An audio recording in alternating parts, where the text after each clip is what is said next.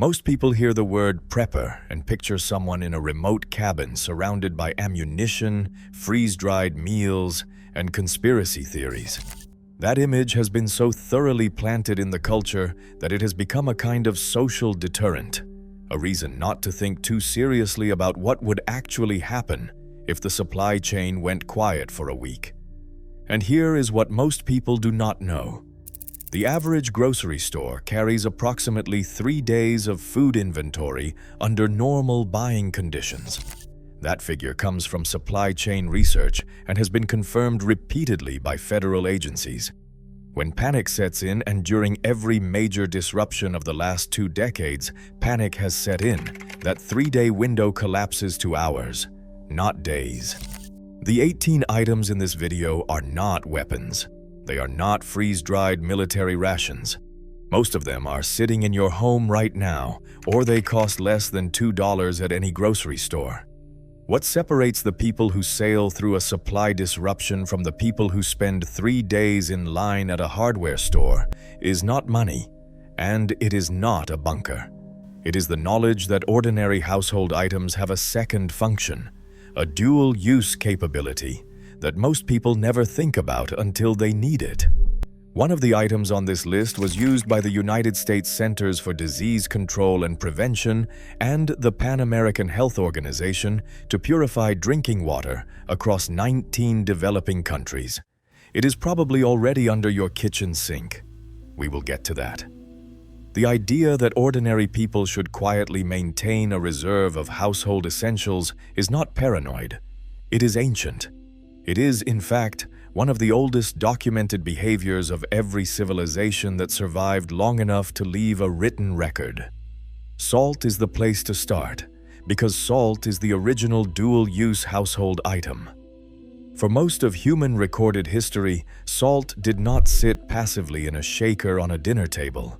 It was a preservation agent, a wound disinfectant, a trade currency, a military ration, and a strategic resource so important that governments built roads specifically to transport it. The Romans constructed the Via Salaria, the salt road, to move salt from the Adriatic coast inland to the capital. The word salary comes directly from the Latin salarium, the salt allowance connected to Roman soldiers, because salt was the medium through which armies sustained themselves on long campaigns. Without the ability to preserve meat and fish, the Roman supply chain, which stretched across 3 continents, simply could not function. Salt's role was not limited to Rome. In West Africa, salt was traded weight for gold along the trans-Saharan routes from the 7th through the 14th centuries. Egyptian priests used it in religious offerings, and embalmers used it in mummification. Ancient Chinese imperial governments established state monopolies over its production, understanding that whoever controlled salt controlled the food supply, and whoever controlled the food supply controlled the population. The Austrian city of Salzburg, whose name translates literally as Salt Castle, grew into a major European hub of commerce purely because of its proximity to salt deposits. These were not coincidences. Across cultures that had no contact with one another, the same conclusion was reached independently. A household or a civilization without a reserve of essential preservation materials was a household or a civilization one bad season away from collapse. The pattern continued into the modern era. In 1930, Mahatma Gandhi organized the Salt March, a 240-mile walk to the sea to harvest salt in defiance of British taxation, because British colonial authorities understood that controlling access to salt meant controlling the most basic act of food preservation. Salt was not a symbol, it was a mechanism of control. And when Gandhi reached the coast and lifted a small lump of natural salt from the water, he was demonstrating something that every civilization before him had already learned. Access to a few essential, inexpensive household materials is the difference between autonomy and dependence.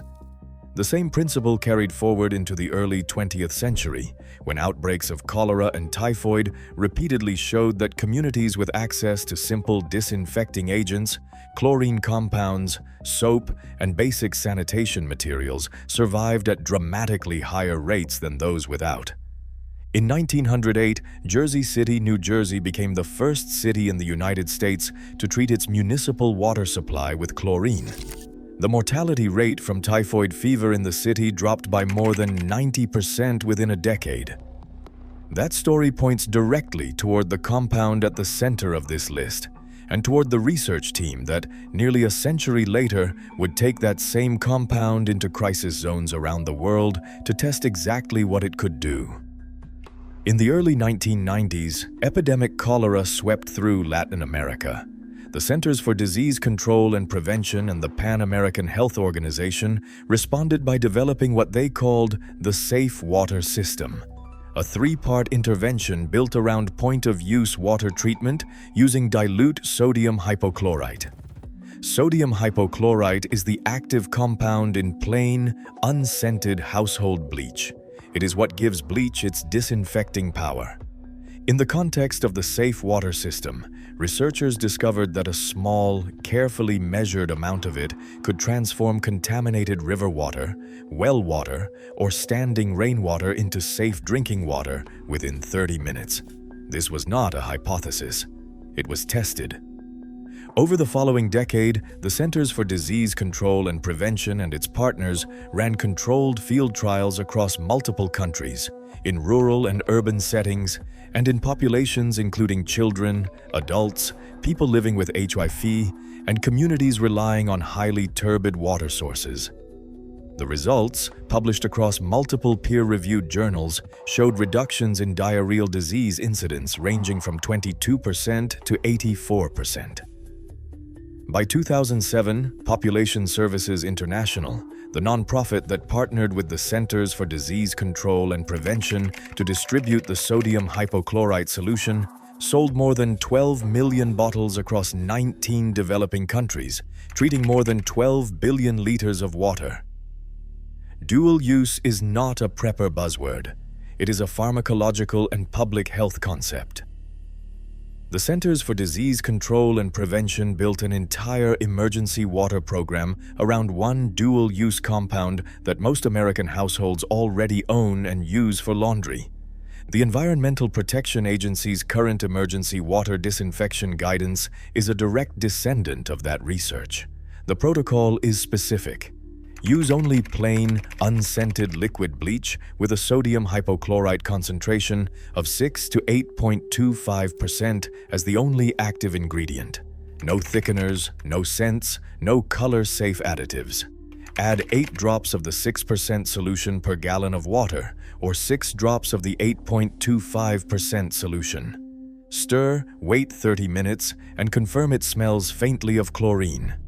If it does not smell of chlorine after 30 minutes, add the same amount again and wait another 30 minutes. If it still does not smell of chlorine, discard that water source and find another. The same layer of science supports the other items on this list. Activated charcoal, sold over the counter in most pharmacies, works through a process called adsorption, trapping toxins, chemicals, and certain pathogens in its enormous surface area before they can be absorbed by the gastrointestinal tract. Emergency medicine has used it for acute poisoning for decades. Aspirin carries a second function that most people know about in the abstract but rarely think about concretely. At the onset of a suspected cardiac event, a single chewed aspirin tablet can help keep blood flowing while emergency services are reached, a function that becomes considerably more important when emergency services may not be immediately reachable. Aspirin can literally save a life in those early minutes. Petroleum jelly applied to a wound creates an occlusive barrier that reduces moisture loss and contamination. That same petroleum jelly packed around a cotton ball creates a fire starter that burns for 3 to 4 minutes, even in wet conditions. Petroleum jelly is useful far beyond the medicine cabinet. Each of these items earns its place on the list through the same logic. It does more than one job, and most people are only aware of one of them. Knowing the science is one thing. Knowing exactly how to use these items, in what quantities, and how long they remain effective is where most people fall short. So let us go through all 18 of them, one by one, with the detail they deserve. The first is plain, Yun's-scented household bleach.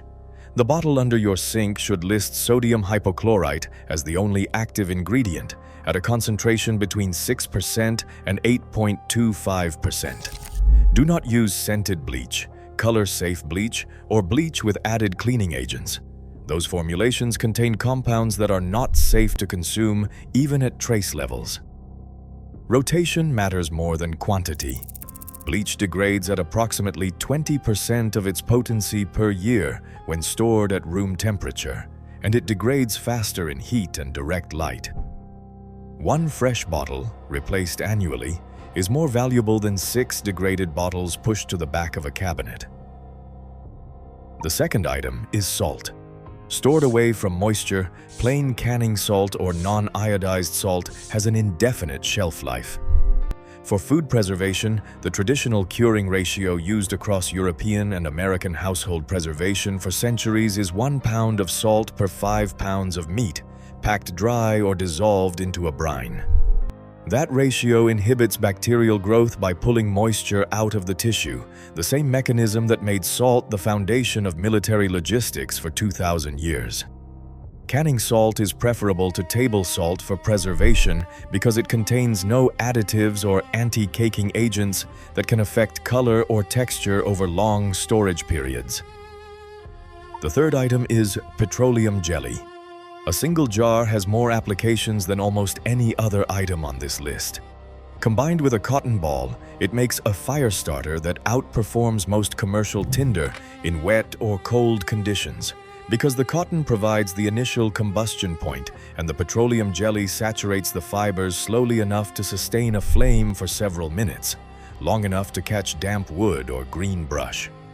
Beyond fire, petroleum jelly functions as a wound barrier that reduces moisture loss and contamination from minor cuts and burns, a lip and skin protectant. In extreme cold and wind, a rust inhibitor on metal tools and hinges, and a lubricant for zippers and mechanical components when conventional lubricants are unavailable. Petroleum jelly stored in a sealed container retains its properties for decades. It is one of the most stable dual-use items you can own. The fourth is activated charcoal. Available in capsule form at most pharmacies without a prescription, activated charcoal works through adsorption, and its enormous internal surface area physically traps toxins, chemicals, and certain pathogens in the gastrointestinal tract before they can be absorbed into the bloodstream.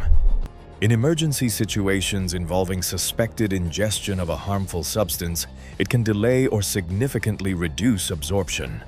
It also has documented use for managing intestinal gas and bloating, a comfort that becomes significant when a disrupted diet during a crisis period causes gastrointestinal distress, which it reliably does. Item 5 is aspirin. Most households have a bottle somewhere in a medicine cabinet, and most people think of it purely as a pain reliever. Aspirin's second function is cardiac intervention. At the onset of suspected heart attack symptoms, a single 325 milligram aspirin tablet, chewed and swallowed, can help maintain blood flow by inhibiting platelet aggregation. Aspirin also has a documented use as a topical treatment for bee stings and insect bites when crushed and applied directly to the skin. Store it in a cool, dry environment and check it regularly. Aspirin degrades noticeably in heat and humidity, and a smell like vinegar from a degraded tablet is a reliable indicator that the batch has lost significant potency. The sixth item is dental floss. Standard waxed floss is rated for approximately 15 to 20 pounds of tensile load, and it is waterproof, compact, and costs under $2 for enough to serve a remarkable range of purposes simultaneously. It functions as emergency suture material for wound closure, as a clothesline for drying gear and clothing, as repair thread for packs, tents, and footwear, as a snare line for small game in a sustained survival situation, and as lashing material for improvised shelter construction and tool binding. A single container of dental floss is one of the most space-efficient multi-purpose items available. The seventh item is feminine hygiene products, specifically absorbent pads.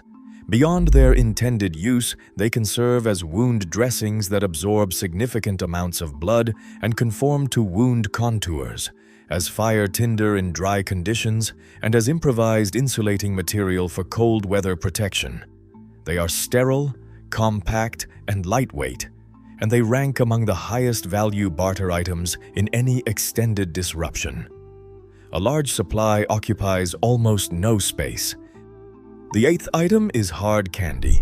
This one surprises people, but the logic is straightforward. Hard candy provides concentrated, rapidly available carbohydrates, which are important during physical exertion when caloric demand is elevated. It stores indefinitely in a sealed container, requires no preparation, and carries significant morale value in a prolonged, stressful situation. In extended disruptions, morale is not a luxury consideration. It is a practical one.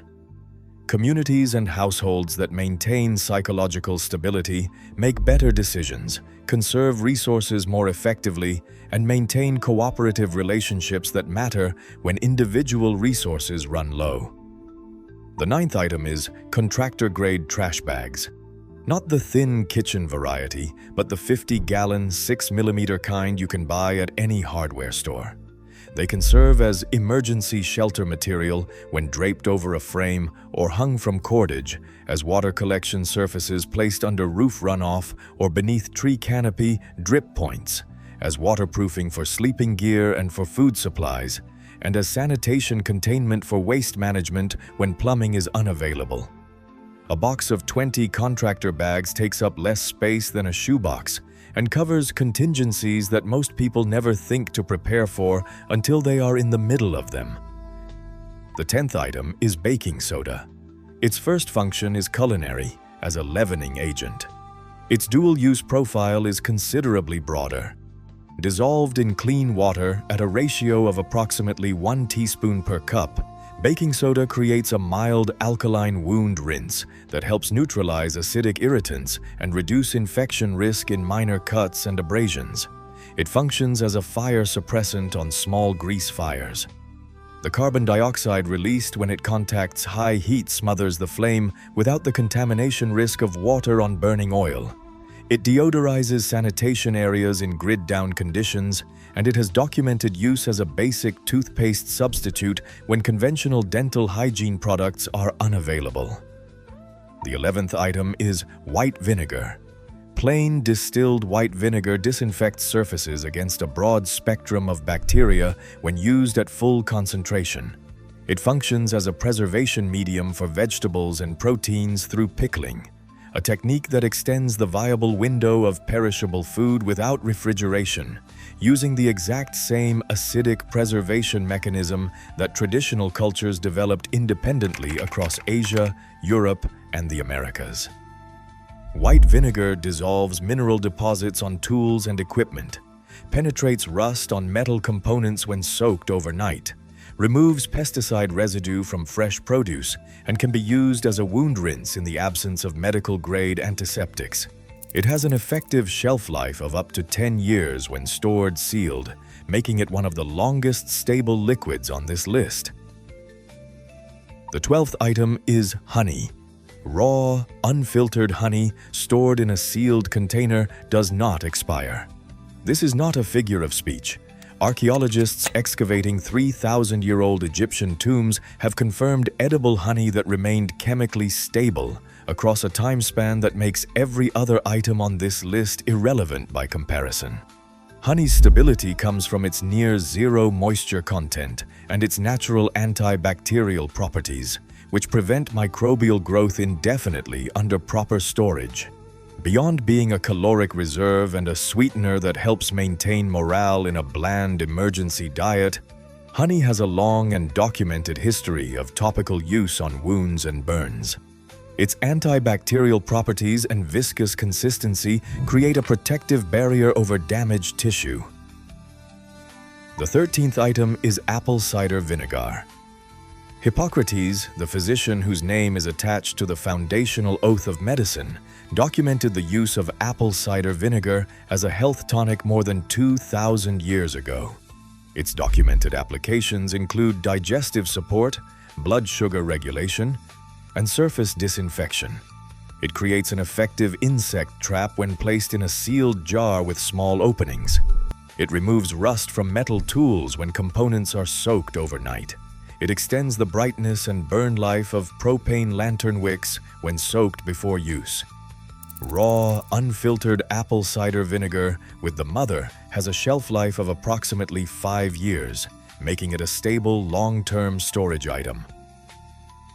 The 14th item is isopropyl alcohol at 70% concentration. At 70%, isopropyl alcohol is more effective as a surface and wound disinfectant than at higher concentrations because the water content slows evaporation and allows longer contact time with pathogens. It functions as a fire accelerant for wet condition fire starting, as a lens and optic cleaner for navigation tools, and as a cooling agent for fever management when applied externally to the wrists and neck. It degrades slowly when stored sealed in a cool, dark location, losing approximately 10 to 15% of its potency per year. The 15th item is mylar bags with oxygen absorbers. Oxygen is the primary driver of food degradation in dry goods. It promotes the growth of mold, bacteria, and insects, and it accelerates the oxidation of fats and oils that causes rancidity. Removing oxygen from a sealed mylar bag and placing the bag inside a food-grade bucket drops the oxygen concentration inside the bag to below 1%. At that level, insects cannot survive, mold cannot grow, and the shelf life of dry goods like rice, beans, oats, pasta, and wheat extends dramatically, in some cases to 25 years or more when stored at stable temperatures below 75 degrees Fahrenheit. A starter kit of mylar bags, oxygen absorbers, and a basic heat sealer costs under $30 and represents the highest return on investment of any preparedness purchase on this list. The 16th item is heirloom seeds. Not hybrid seeds, not genetically modified varieties, open-pollinated seeds that can be harvested at the end of each growing season and replanted the following year. A basic vegetable seed assortment covering calorie-dense crops like squash, beans, and corn, alongside fast-growing greens for nutrition, costs under $15 and stores for 3 to 5 years in a sealed container in a cool, dry environment. The 17th item is a hand crank or battery-powered emergency radio. In any disruption that affects power infrastructure, the ability to receive emergency broadcasts, weather alerts, evacuation orders, and shelter-in-place instructions becomes the single most important information source available. A radio that does not depend on the internet or cellular networks is the communication tool of last resort, and in most disruptions, it is the first tool that matters. The 18th item is coffee or tea in sealed, airtight containers. In any disruption that extends beyond 48 hours, the psychological impact of losing routine is significant and measurable. Research on disaster psychology consistently shows that maintaining small rituals, a cup of coffee in the morning, or a familiar taste at the end of a difficult day, has a stabilizing effect on decision-making and group cohesion under stress.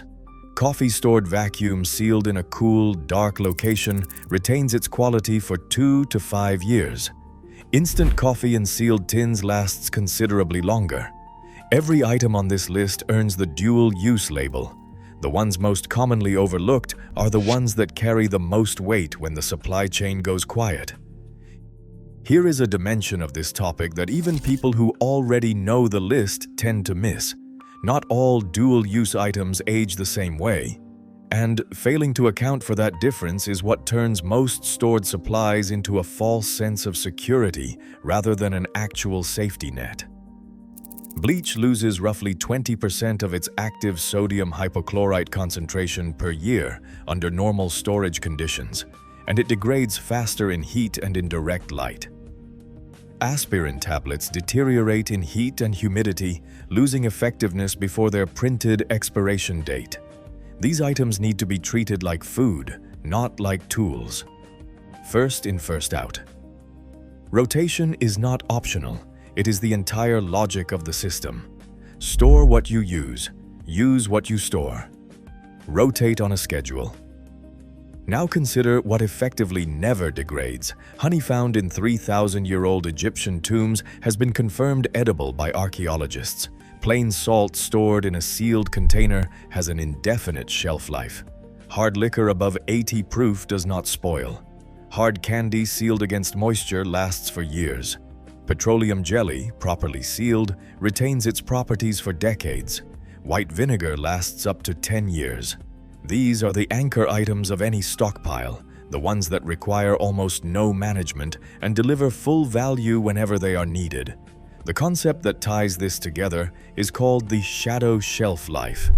It is the gap between the date printed on a label and the actual window of reliable function. For some items, that gap is generous. For others, the printed date is already optimistic, and real-world storage conditions close the gap faster than most people expect. The 2020 toilet paper shortage was not irrational behavior, and it was not a coincidence. It was a preview of exactly what happens when a population trained to trust just in time. Delivery suddenly realizes that the margin is 3 days and the stores are already emptying.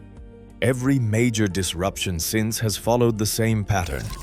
Prepared households have a narrow window of several hours in which they have what they need, followed by a sustained period in which unprepared households discover that the supply chain they relied on was running thinner than anyone had told them. A stockpile without a rotation schedule is not a safety net. It is a false sense of security with an expiration date. The idea that maintaining a reserve of household essentials is paranoid belongs to a very specific moment in history, a moment defined by just in time.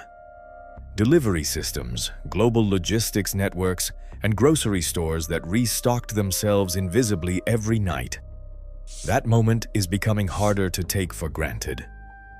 In 2020, the supply chain revealed a vulnerability that most people in developed countries had never seen before. In 2021, the Texas freeze disrupted plastics manufacturing and auto parts for months. In 2024, drought in South America affected global grain exports. None of these events were apocalyptic, and none required a bunker. But all of them caught unprepared households in a position that prepared households avoided. The Roman engineers who built the Via Salaria were not paranoid. They were practical. They understood that the stability of armies, cities, trade routes, and political order rested on the uninterrupted flow of a few essential materials. When that flow was interrupted, the consequences moved fast. Salt was their sodium hypochlorite. The principle is identical. Be practical. Here is the entry point. This week, before you do anything else on this list, buy 1 extra bottle of plain, unscented household bleach. Look at the label and confirm it lists sodium hypochlorite at 6 to 8.25% as the only active ingredient. Write today's date on the bottle in marker. Put it somewhere cool, dry, and dark. In 12 months, use it for laundry and replace it with a fresh bottle. That single item, maintained and rotated, gives you the ability to turn a bathtub full of stored tap water, a rain barrel, or a clean river into safe drinking water for your household. It costs less than $2. It fits under any sink.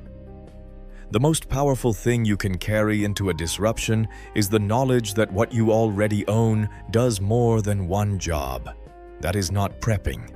That is just paying attention. The same kind of attention that built empires, survived famines, and, as it turns out, passed every controlled trial, the Centers for Disease Control and Prevention ran across 19 countries. The dual-use principle is not new. It just went out of fashion. It is worth bringing back.